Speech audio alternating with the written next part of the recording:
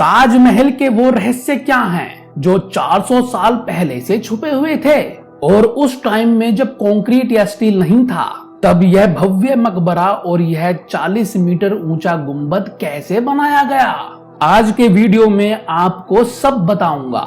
दिल थाम के बैठे रहिए दोस्तों। भारत के आगरा में मुगल वास्तुकला का एक नायाब नमूना मौजूद है जिसे दुनिया भर में ताजमहल के नाम से जाना जाता है।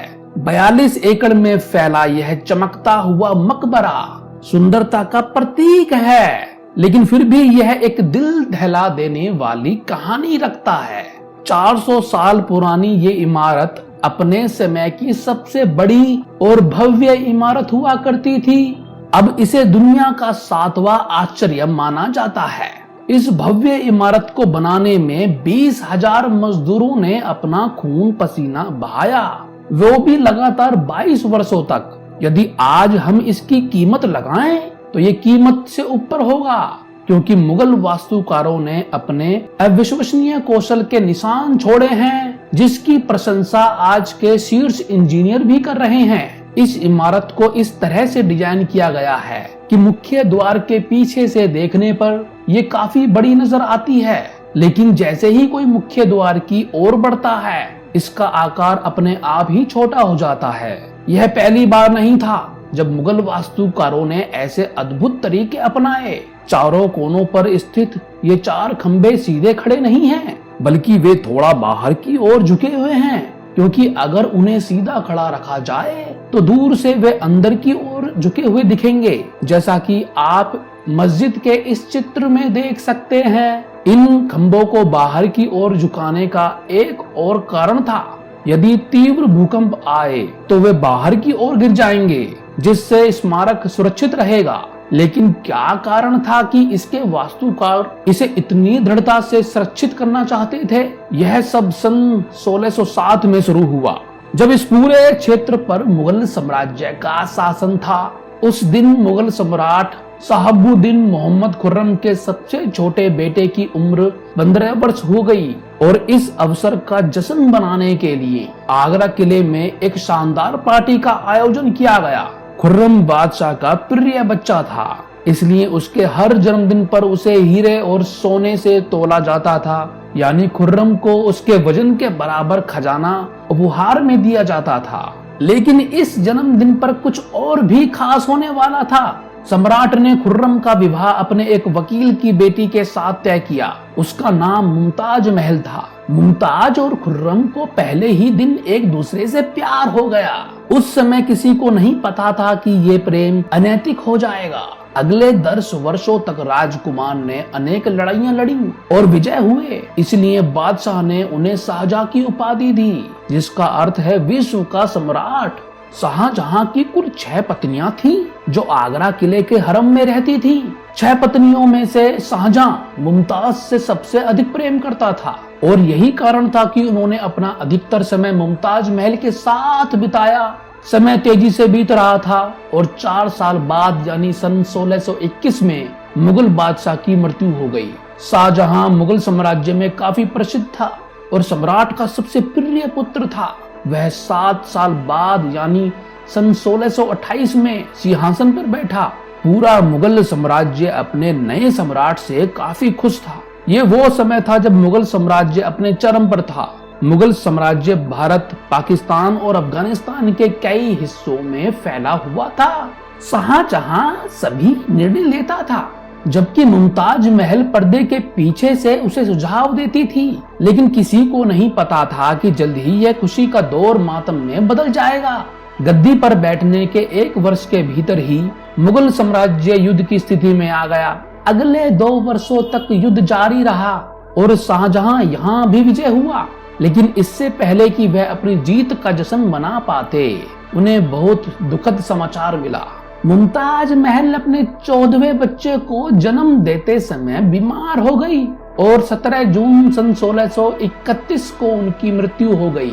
संपूर्ण मुगल साम्राज्य शोक में डूब गया। यह खबर शाहजहां को तीर की तरह लगी।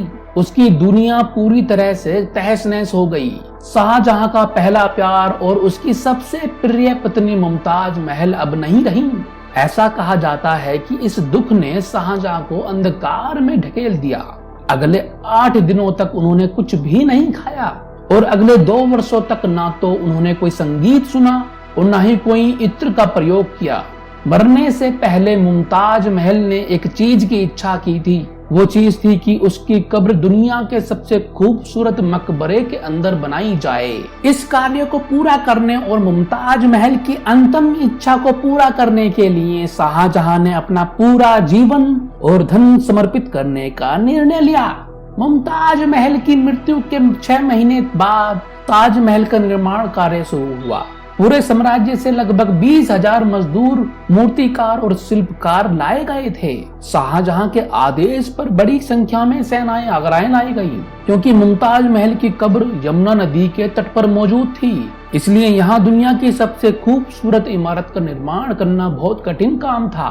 नदी के किनारे की भूमि नरम है और यदि उस स्थान पर खुदाई की गई तो पानी का प्रवाह ताजमहल की नींव को नुकसान पहुंचा सकता है।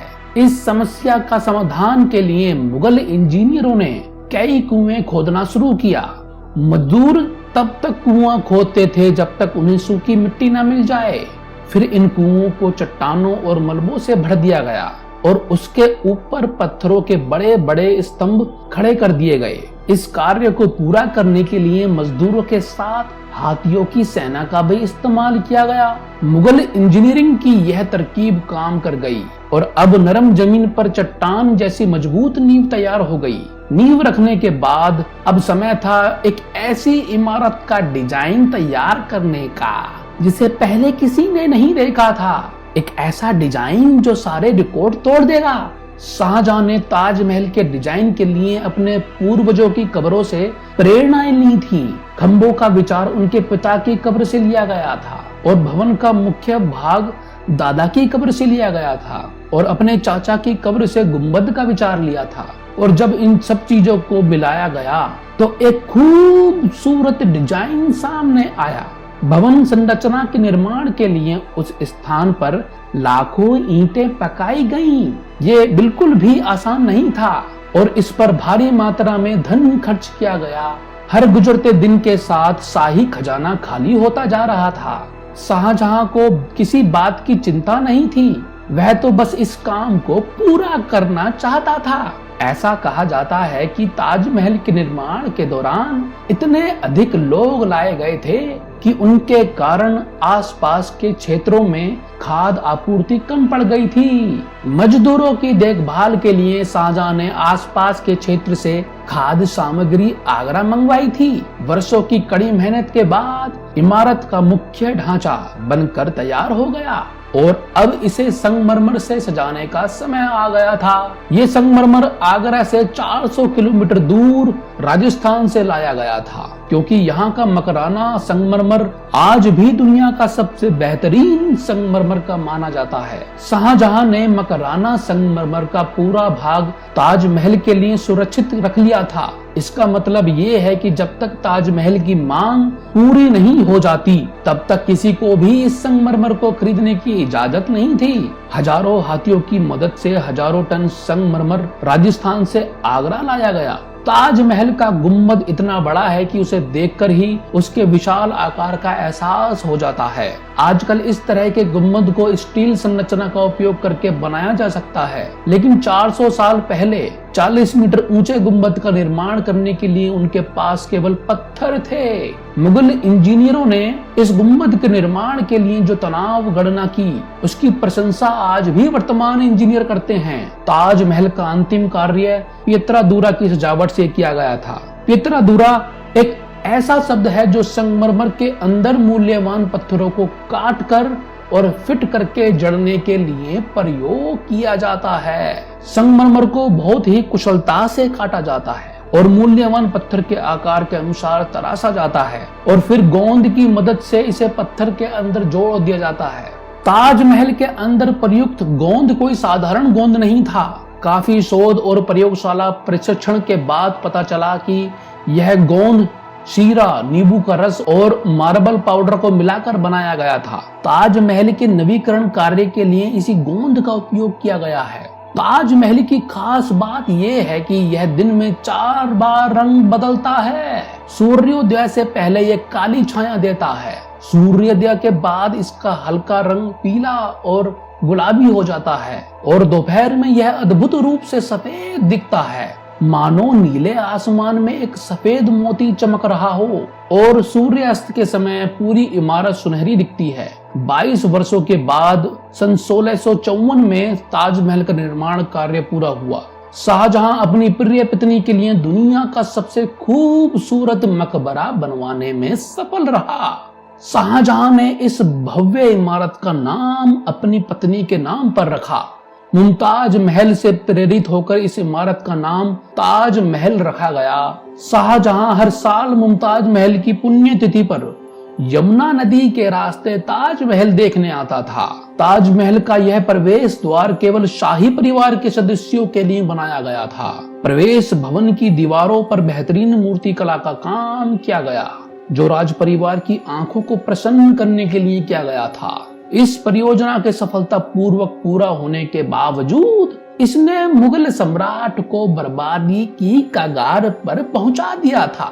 4 साल बाद सन 1658 में उनके बेटे ने गद्दी पलट दी और मुगल साम्राज्य का सम्राट बन गया। शाहजहां को बंदी बनाकर आगरा किले में रखा गया। शाहजहां को एक सुविधा यह दी गई कि वह खिड़की से ताजमहल देख सकेगा। 8 वर्ष की कैद के बाद 74 वर्ष की आयु में शाहजहां भी इस दुनिया से चले गए। अब शाहजहां का मुमताज महल से मिलने का समय आ गया था और उन्हें ताजमहल के अंदर दफना दिया गया। दोस्तों, मुझे उम्मीद है कि ये वीडियो भी आप लोग भरपूर लाइक और शेयर करेंगे और मिलते हैं अगली शानदार वीडियो में।